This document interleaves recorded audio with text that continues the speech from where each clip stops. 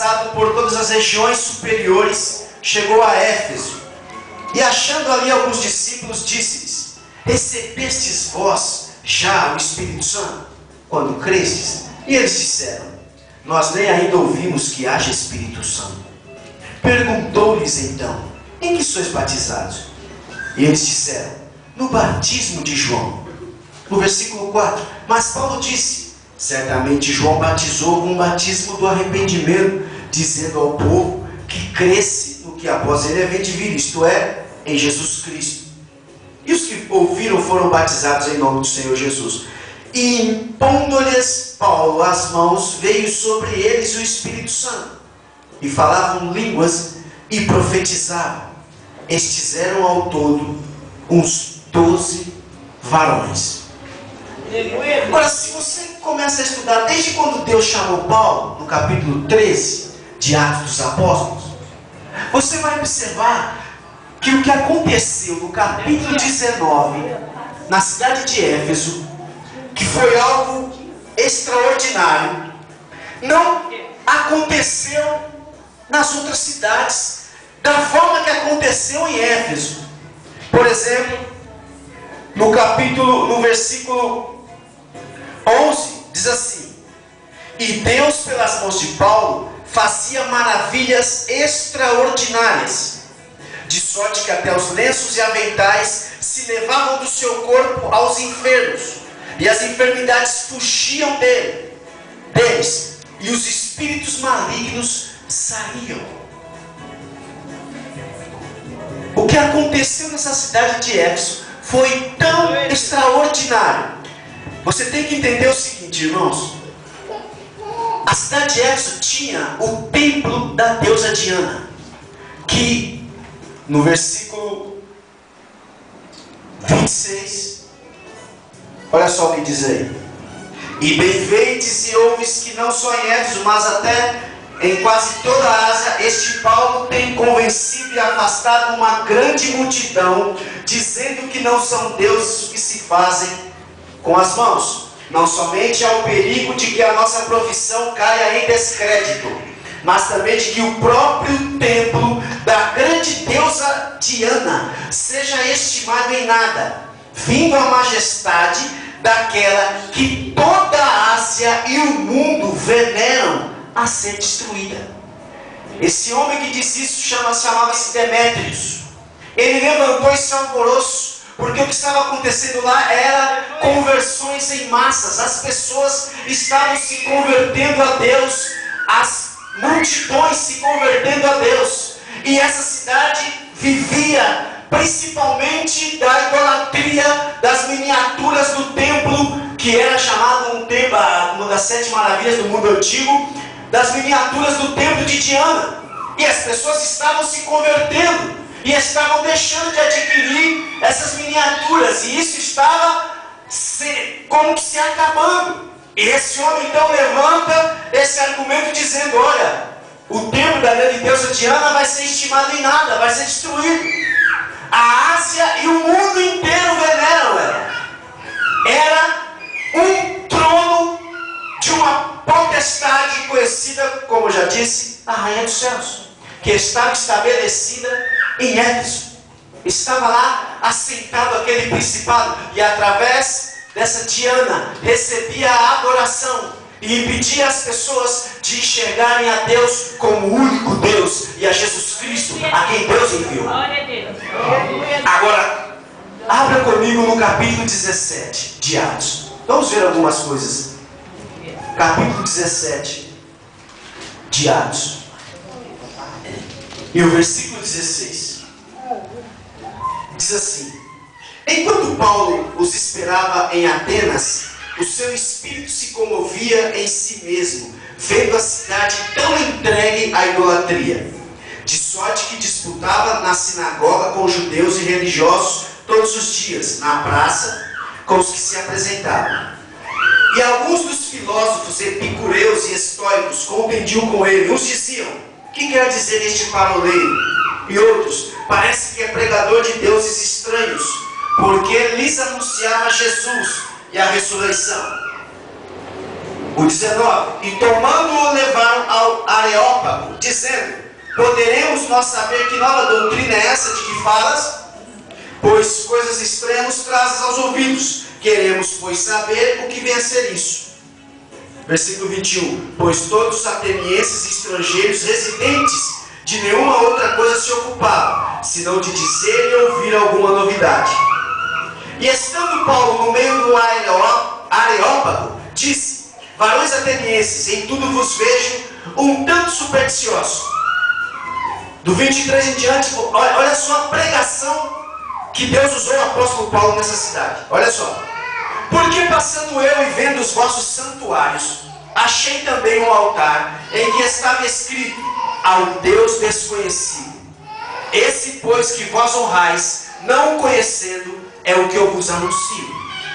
O Deus que fez o mundo e tudo que nele há, sendo Senhor do céu e da terra, não habita em templos feitos por mão de homens, nem tampouco é servido por mãos de homens, como que necessitando de alguma coisa, pois Ele mesmo é quem dá a todos a vida, a respiração e todas as coisas.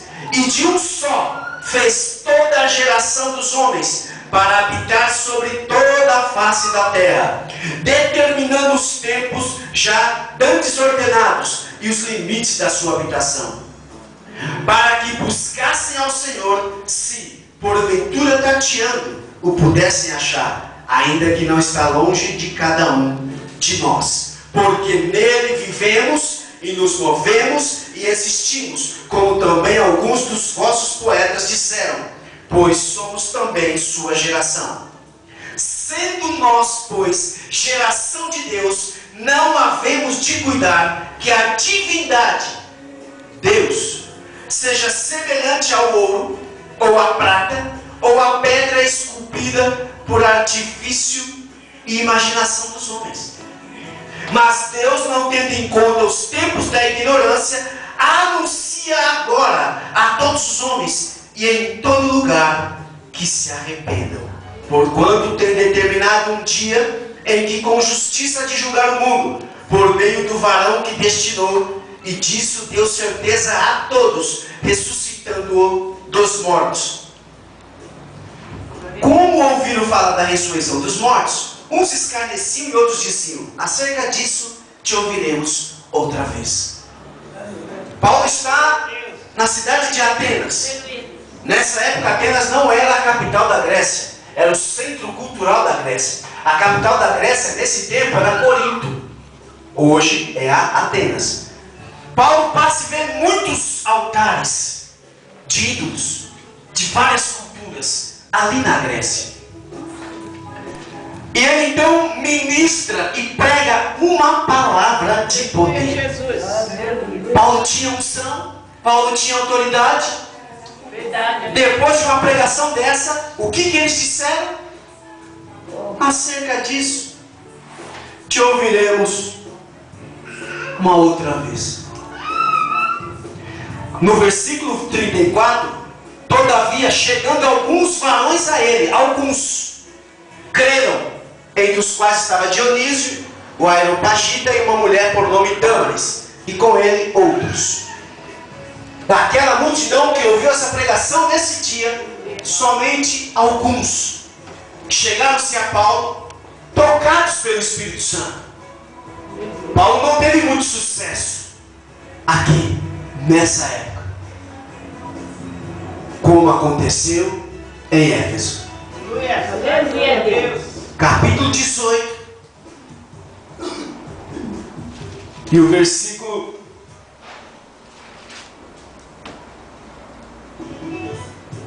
e o versículo 12. Olha só que interessante. Aqui Paulo já está em Corinto, no capítulo 18, versículo 1. Depois disso partiu Paulo de Atenas e chegou a Corinto. Aí, no versículo 12, escute só: mas sendo Gário procônsul da Acaia, levantaram-se os judeus concordemente contra Paulo e o levaram ao tribunal, dizendo: este persuade os homens a servir a Deus contra a lei. No 14. E querendo Paulo abrir a boca, disse Galho aos judeus: se houvesse aos judeus algum agravo ou crime enorme, com razão vos sofreria. Mas se a questão é de palavras, de nomes e da lei que entre vós há, vede vós mesmos, porque eu não quero ser juiz dessas coisas. Versículo 17. Então todos agarraram Sóstenes, principal da sinagoga, e o feriram diante do tribunal. Porém a Galho nada destas coisas o incomodava.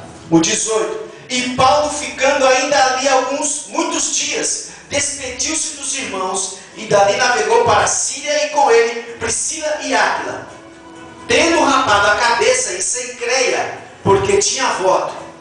Chegou a Éfeso e deixou-os ali. Ele não ficou em Éfeso.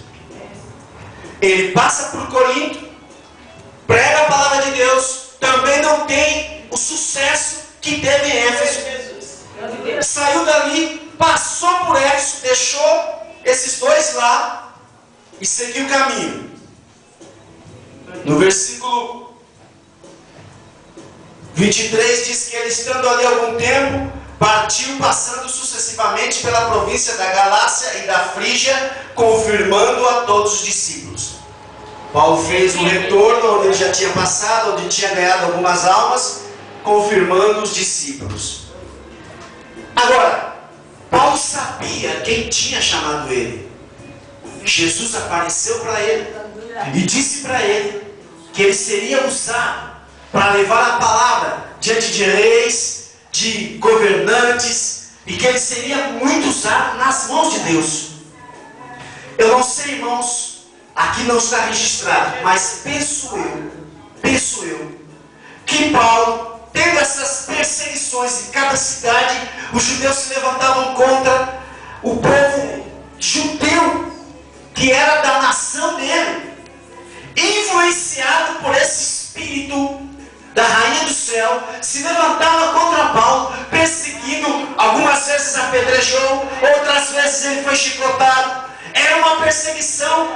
Paulo passou por situações, eu acredito que num desses momentos, entre o versículo 23 do capítulo 18 e o capítulo 19, Paulo buscou ao Senhor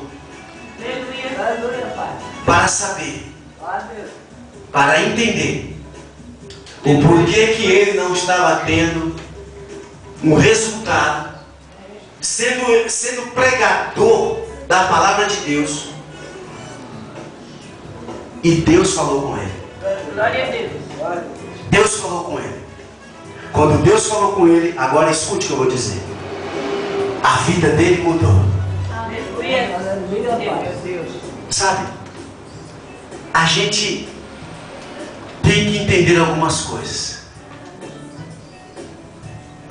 No nosso ministério, das profecias que Deus fala pra gente, do que Deus fala conosco, da nossa casa, da nossa família, do lugar onde estamos, do nosso bairro, da nossa cidade, do nosso país.